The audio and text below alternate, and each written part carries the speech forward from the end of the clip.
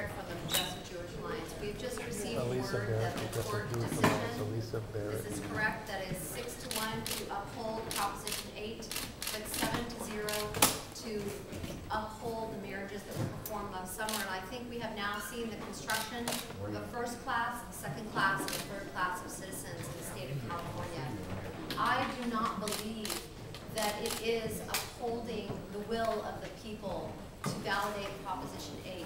The will of the people is in the march toward equality, as Denise said, not just for gay and lesbian peoples, but for all minorities in our country.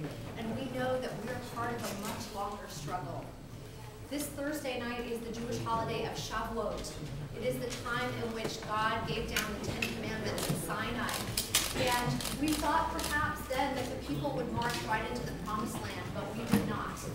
And so today, gay and lesbian people will wander a bit more in the wilderness, but we know that that wandering and that struggle will make us stronger, will give us opportunities to band together with other minorities and engage together with them in their struggle as they join us in our struggle. And we are grateful for that opportunity.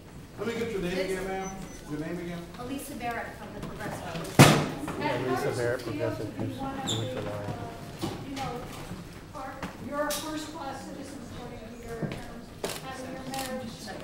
Well, the first and second class, because your marriage was recognized. So, could we get the, you know? And Karen, I also was married to my partner of almost 20 years. We have a 15-year-old son.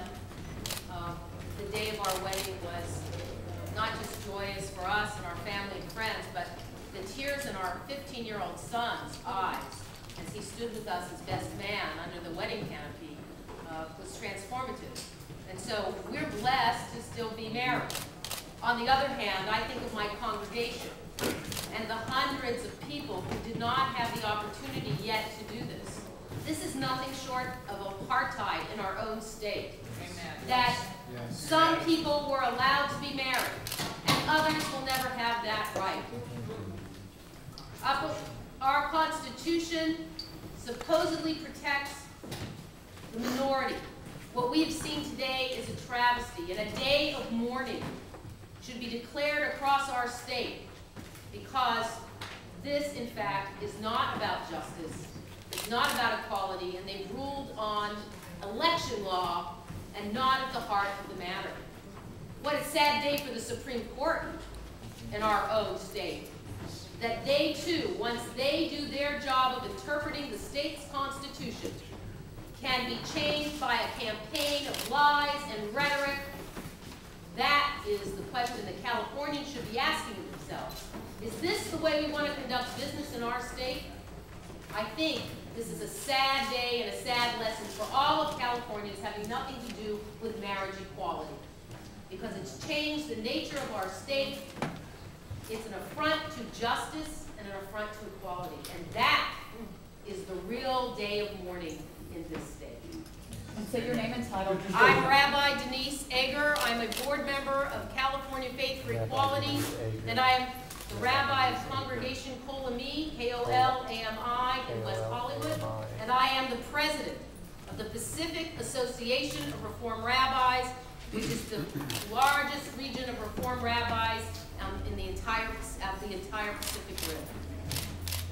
So I just want to let folks know really quickly, the attorneys are going to be available for comment at 10:30. They're sort of going through and looking at the opinion right now. We've also got several other speakers from communities of color, civil rights leaders, faith leaders as well, and some of the couples who are married for reaction. So the official press conference starts at 10:30, but you're of course welcome to continue asking questions. Bring them down here Yes. instead of us.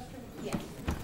I just have a short comment. I'm Susan Russell. I'm a senior associate at All Saints Episcopal Church in Pasadena, a spokesperson for California Faith for Equality, and the president of Integrity, our national gay and lesbian caucus. And also, I'm the mother of a son on active duty with the U.S. Army. And what I want to say is off message this morning. Sorry, media trainers. But what I want to say is I think it's shocking that the day after Memorial Day, the day that is dedicated to the memory of those brave men and women who have given their lives to defend the Constitution against all enemies, foreign and domestic, that we would stand here in California and watched our own Supreme Court allow discrimination for the first time in the history of the United States be written into the Constitution and not uphold the freedom and equality of all American citizens. My son and his brave colleagues deserve better than that. My family deserves better than that. And this country deserves better than that. And we will not rest as faith leaders until justice rolls down like waters and righteousness like an ever-flowing stream. And let the people say amen. Amen. I'm Rabbi Stephen Jacobs. My sense of the elation